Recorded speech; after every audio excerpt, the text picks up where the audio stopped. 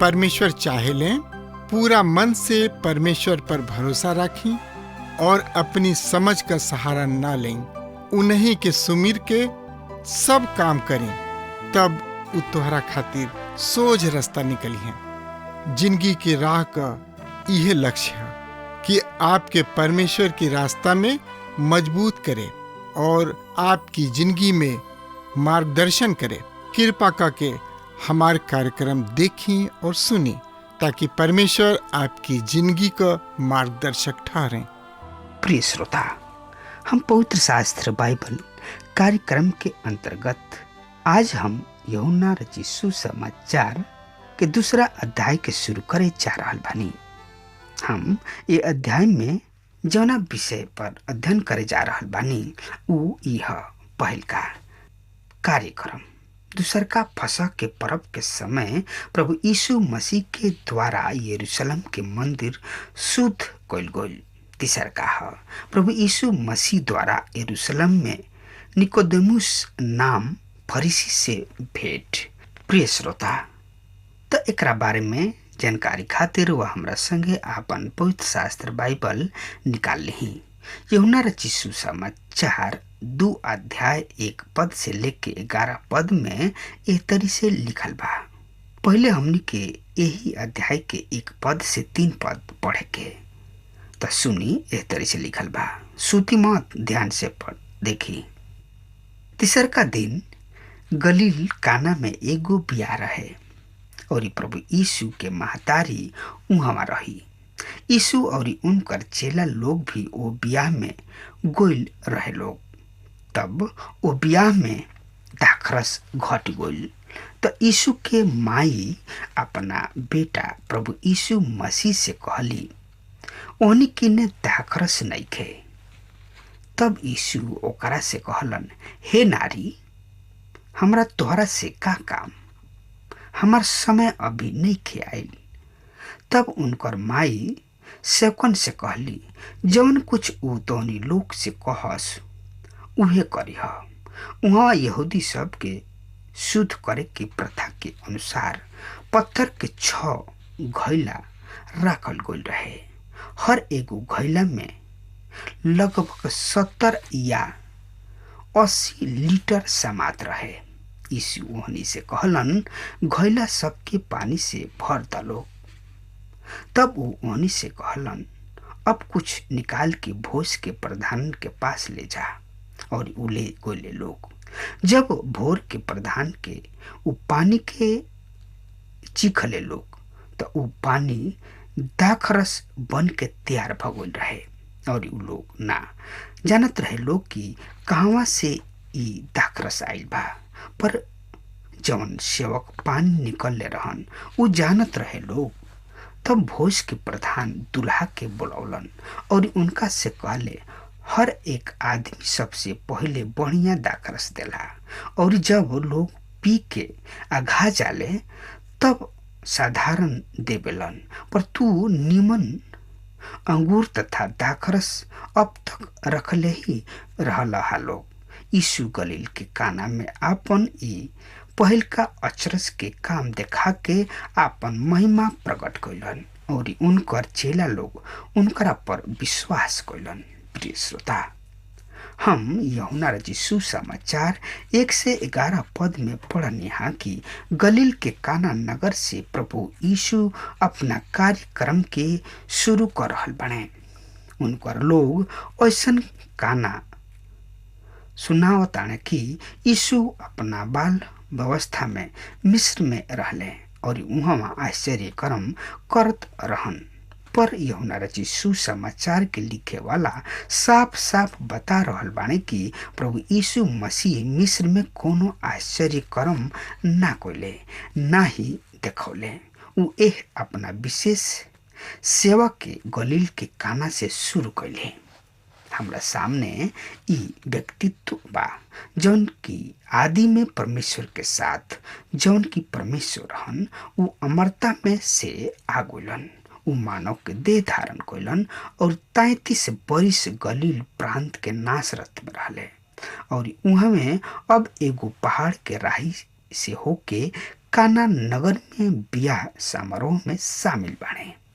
ये बियाह समारोह में प्रभु यीशु मसीह और उनकर भाई और यीशु के चेला सब ओ बियाह के भोज में शामिल रहे लोग और ये भोज में एगो बहुते समस्या आ खड़ा हो गई। वो बियाह में दाखरस घट गई। श्रोता, वो भोज बियाह में दाखरस भोजन के एगो खास भाग तथा अंग रहे। श्रोता, पवित्र शास्त्र बाइबल पियक्कड़पन के विरोध करेले। ए अवसर पर कोनो पियक्कड़पन पर कोनो सवाल नहीं के उठत। बियाह यहूदी सब में एगो पवित्र समारोह होत रहे।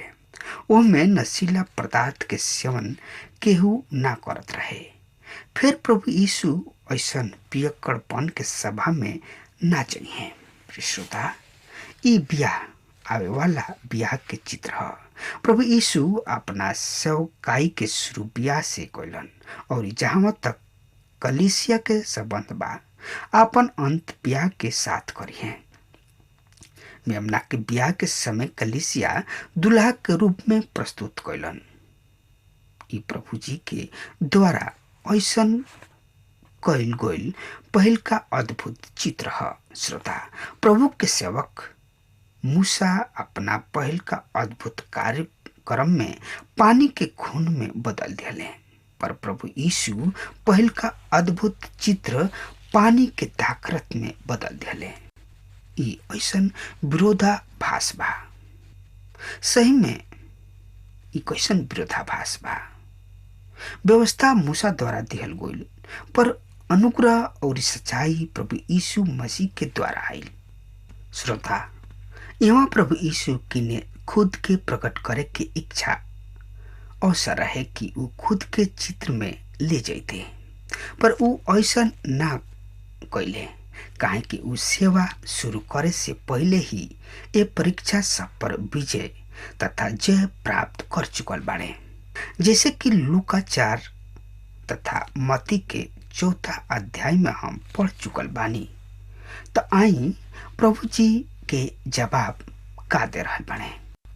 सुनी, यूहन्ना रचित सुसमाचार 2 अध्याय 4 और 5 पद में एक तरह से जवाब दे रहल बने।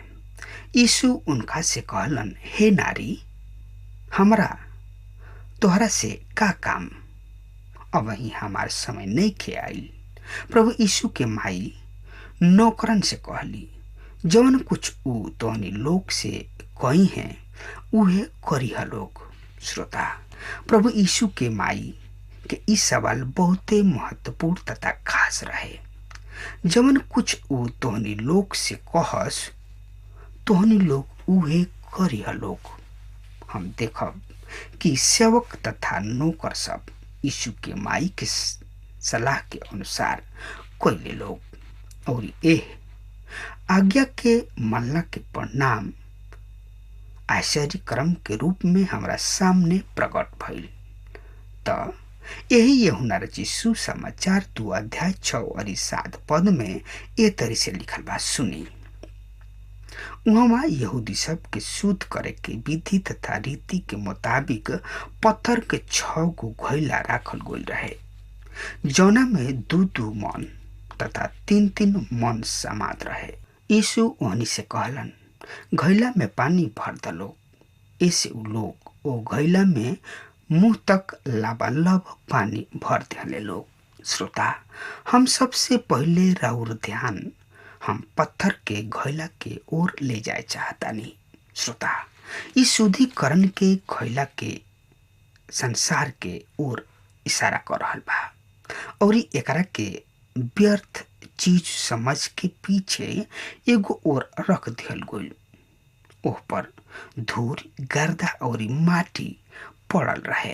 प्रभु यीशु एक घैलन के निकलन और ओकर ओहनी के ध्यान खींचले और वो शुद्धिकरण के घैलन के मुंह तक पानी से लबालब भर के आज्ञा दिले। नौकरन के प्रभु यीशु के आज्ञा अनुसार ऐसने कैले। प्रिय श्रोता, आई और ज्यादा जानकारी खातिर रउआ हमरा संगे आपन पवित्र शास्त्र बाइबल निकाल ली। यूहन्ना रचित सुसमाचार 2 अध्याय 8 पद से लेके 11 पद में एह तरी से लिखल बा, सुनी। तब यीशु उनका लोग से कहलन, अब निकाल के भोज के प्रधान किने ले जा। उ लोग ले गइलन। जब भोज के प्रधान उ पानी चिखले लोग तो अंगूर के रस तथा दाखरस बन गइल रहे और ना जानत रहन कि उ कहवा से आयल ह। पर जवन नौकर लोग पानी निकल रहे उहे लोग जानत रहे।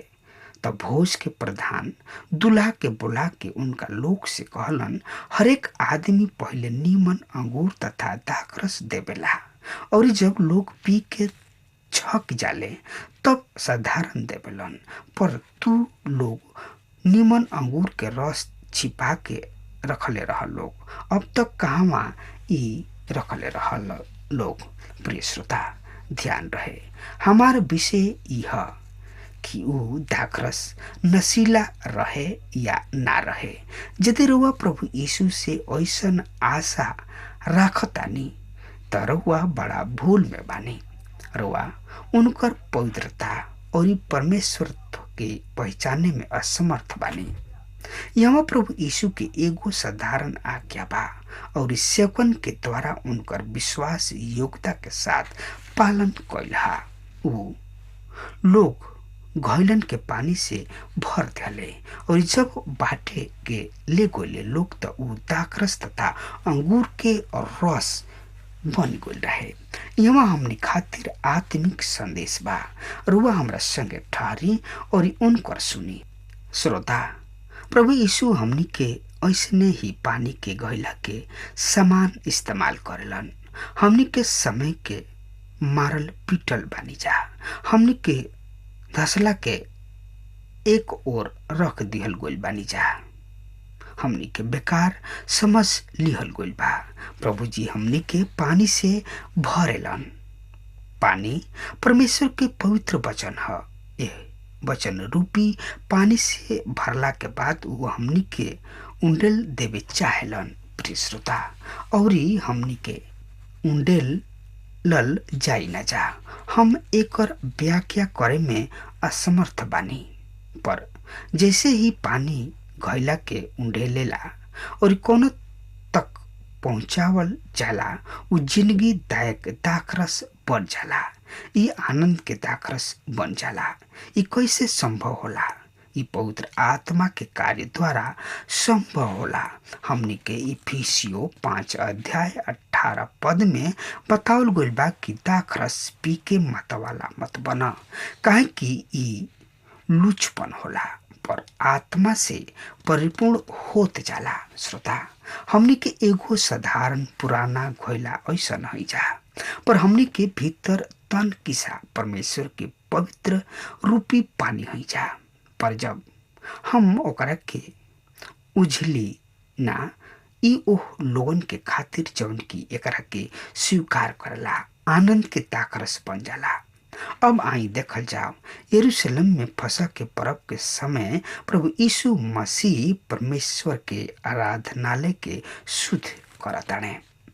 तो ये सब की जानकारी खातिर वह हमरा संगे आपन पवित्र शास्त्र बाइबल निकाल ली, यानी कि खोल ली। यूहन्ना रचित सुसमाचार 2 अध्याय 11 पद से लेकर 13 पद में एह तरी से लिखल बा, सुनी। प्रभु यीशु गलील के काना में अपना ई पहिल का अचरज के काम देखा के अपन महिमा प्रकट कैलन और उनकर चेला लोग उनका पर की विश्वास कैले। एकरा बाद यीशु और उनकर भाई और उनकर चेला लोग कफरनहूम में गइले और वहाँ कुछ दिन रहे लोग। यहूदी सब के फसह के पर्व नजदीक रहे और यीशु यरूशलेम में गइले। प्रिय श्रोता, हमने के गलील प्रांत के काना से अपन यात्रा शुरू कैले रही। एकरा बाद हम कफरनहूम पहुंचनी और अब यरूशलेम पहुंच गइल बानी। यरूशलेम में यहूदी सब के फसह के पर्व के समय रहे। ई फसह का ह? चली सबसे पहले एकरा के समझत चली जा। फसह के पर्व के बारे में सबसे पहले निर्गमन की किताब में बतावल गइल बा कि जौना राती परमेश्वर यहोवा इस्राएल परजन के मिस्र से छुड़ौले, ओ रात के खातिर ओ इस्राएल से कहलन कि तू एगो नर निर्दोष मेमना लेके ओकरा के वध करिह और ओकरा खून के अपना घरन के दोनों चौखट और दरवाजन पर लगइह। निर्गमन 12 अध्याय 13 पद में हम पढ़ी ना कि ऊ खून तोहार निमित्त चिन्ह ठहरी और हम वो खून के देख के तोहरा के छोड़त जाई और जब हम मिस्र के मारब त तोहनी लोग नाश ना होखब। श्रोता, बच जइब लोग। एह तरी इस्राएली जाति के सुरक्षा तक छुटकारा के चिन्ह रहे। प्रेरित पौलुस पहिल का कुरिन्थियों 5:7 पद में बतावेलन कि काहे कि मसीह भी जवन हमार फसह के मेमना बा हमनी खातिर बलिदान भइले। श्रोता, जौना के बारे में ई फसह बतावत रहे तथा जेकर ई प्रतीक रहे ऊ अर्थात प्रभु यीशु आगुलन। परमेश्वर के मेमना जवन की सारा जगत के पाप उठा ले जाता है।